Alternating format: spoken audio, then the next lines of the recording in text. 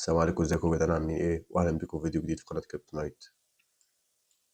تحديث مهم لحاله السوق. هنشوف ايه اللي حاصل حاليا، ايه اللي هيبتدي يحصل حاليا، يعني بعد الحركات اللي بتحصل دي. تذكير سريع بالحادثه اللي حصلت برضه عشان اعرف امهد لكم الفكره اللي عايز اوصلها. يعني احنا ايه اللي حصل الفتره اللي فاتت؟ زي ما قلت لكم حصل البارش فلاج، كسرناه هنا في المنطقه دي اللي انا اعتبر طلعت فيها. بعد ما كسرناه حددنا مناطق نزول، اهداف نزول لحد فين. من هنا مثلا، هو من مناطق الكسر دي، نقول من هنا مثلا، من هنا لحد هنا اللي هو مناطق 78، يعني اللي هو في الغالب هينزل 75 يعني. تمام، هو منزلش هنا، بس هو حاليا عمل ايه؟ دخل في ترند هابط. شايفين الترند الهابط؟ بقول لكم برضه عشان يبقى واضح. دخل في ايه؟ في حاجة شبه الترند الهابط، لأن هو حاليا نزل تحت منطقة الترند الصاعد اللي كنا راسمينه. هو مش عارف يخترقه، يعني كل شوية يسحب زي الشمعة زي الشمعة زي الشمعة زي الشمعة زي الشمعة زي الشمعة، وينزل مش عارف يخترقه. وفي نفس الوقت بيحاول يحترم الدعم القوي اللي احنا عاملينه هنا، الدعم اللي هو عمال ينزل فيه ويطلع تاني، يعني نفس الكلام بيسحب زل ويطلع. لكن هنا في منطقة تخاطب مع الترند اللي انا رسمه ده. هو الترند ده مش اساسي، يعني هو ده ترند يومي ومش قوي قوي، يعني عشان في زيول كتير وتذبذب. هي منطقة اصلا كونسوليديشن، منطقة عرضية. تمام، فدي ايه اللي هو بتسبق حركة قوية. بس عامة اللي احنا شايفينه هنا ان هو مش عارف يخترق فوق. فيعني انا لسه راسمه دلوقتي حالا الترند برضه عشان تبقى شايف. يعني هو الشمعه دي، الشمعه اللي فتحت دي، حاجه من الاثنين هتحصل: يا اما هيكسرها وهيثبت فوقها ويغلق فوقها ويكمل فوقها، بقى الكلام ده يظهر اليومين اللي جايين.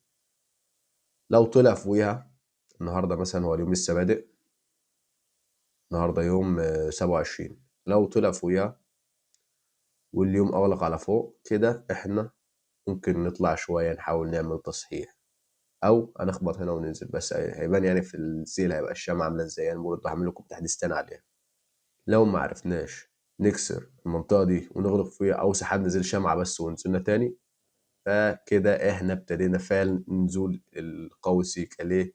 إن الأهداف هتبقى لو نزلنا من هنا هتبقى أقل حاجة لحد هنا. لحد هنا مثلا هي مش تبقى كده تمام، بس خلينا ننزل دي كده بقى، نسحب الترند شوية اللي احنا راسمينه ده. يعني مضايقها كمان كده شوية. لا طبعا نزول الأهداف لحد هنا مثلا، لو لحد فين؟ لحد 83. أيوة لحد 83 مثلا كده. هتقعد بقى تعمل ازاي بقى؟ تقعد الشمعة تعمل كده، تختبر هنا، مش هتعرف تخترق، هتنزل تحت الترند. هي المفروض يعني لو هتكمل في النزول او هتنزل الشبكه دي، هتقفل هنا وتثبت بقى. عشان ايه؟ لو هتعمل ايه؟ لو هتعمل هتنزل هنا كده وتلعب في الحته دي. ليه؟ عشان احنا لسه في برضه في الاجازه الاسبوعيه، ما فيش سيوله قويه فلحد يوم الاثنين. ممكن عادي، او ممكن ننزل على طول، يعني مش فرق سيوله، يعني ما كده كده السيوله خربانه حتى هم فاتحين السوق. فلو حصل ايه مثلا، لو خبطنا هنا وما عرفناش نخترق، هنفضل نلعب هنا، نختبر تاني مش هنعرف، هننزل هنا هنختبر تاني مش هنعرف، هنروح نازلين عامل الهدف اللي بنقول عليه. ده يعني اللي انا شايفه. لو هنكمل في المسار اللي هو الهابط، يعني ما احنا بدأنا في مسار هابط من اول هنا. ان احنا في الاول لما كنا واحنا بنكون بارش فلاج كنا المفروض طالعين في ترند صاعد. وصلنا هنا، عملنا حاجه شبه دبل توب يعني، او كسرنا القمه يعني نوعا ما. نزلنا ما عرفناش هنا، لما عملنا ارتداده ما عرفناش نكسر اللي هو دي، فده كده يعتبر هابط، لان احنا بنعمل قاعان اقل من القاعان اللي قبليها وقيمهم أقل. فاحنا في الغالب هنكمل المفروض كده، إلا لو فعلا قفلنا فوق دي. يعني بصراحة أنا مستبعدها، إن هو يطلع الأوردر بلوك اللي هنا كل شوية بيسحب سيولة منه وينزل. فلازم يكون في قوة شرائية بقى كبيرة خالص هي اللي تكسر ده. عادي، مش بعيدة تحصل، بس أنا بمشي بالنسبة الأعلى. فأنا هنتابع برضو الموضوع ده، وهنزل لكم تحليل برضو بعد الإغلاق اليوم إن شاء الله، بعد 22 ساعة كده، اللي هو نشوف اللي حصل برضو ونقيم الاتجاه. فهي المنطقة دي أنا زي ما قلت لكم، أنا حاليا تقريبا اللي هو اللي متابع يعني الفيديوهات اللي فاتت، أنا خارج من السوق بنسبة مثلا حوالي 70%. في 30% داخلهم اللي هو إيه صفقات كده برضو إيه للصعود والهبوط كده. فيعني أنا مش عايز إن شاء الله يعني يحصل صعود شوية. أنا مش عايز برضو السوق ينزل النزلة القوية دي. هو أنا مش هزعل لو نزل، لأن أنا كده كده معايا سيولة أدخل من تحت. بس يعني لو نزل هيطول، فإن شاء الله يعني إيه خير. فهو ممكن في الغالب يكسر هنا. لو كسر ده هتبقى علامة إيجابية ليه البيتكوين في الغالب. ساعتها ممكن يعمل إيه؟ هيقعد يخبط هنا، ممكن ينزل يخبط تاني، ممكن يطلع شوية، يقوم نازل هنا تاني، يقوم ساعتها ممكن يكسر دي، لأن الأوردر بلوك ده هيكون تاب خلاص. فساعتها ممكن الأهداف أصلا تكون لحد فين؟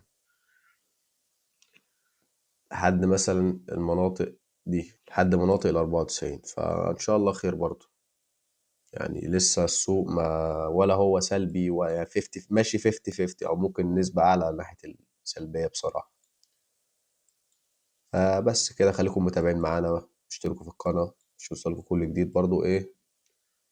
ويعني خليكم برضو مفتحين الفترة دي، عشان الحركة اللي هتحصل في الغالب هتبقى قوية شوية، سواء صعود او هبوط. بس اتمنى تكونوا استفدتوا. لو استفدتوا متنسوش تعملوا لايك واشتركوا في القناة عشان تتابعوا كل جديد. ويلا السلام عليكم.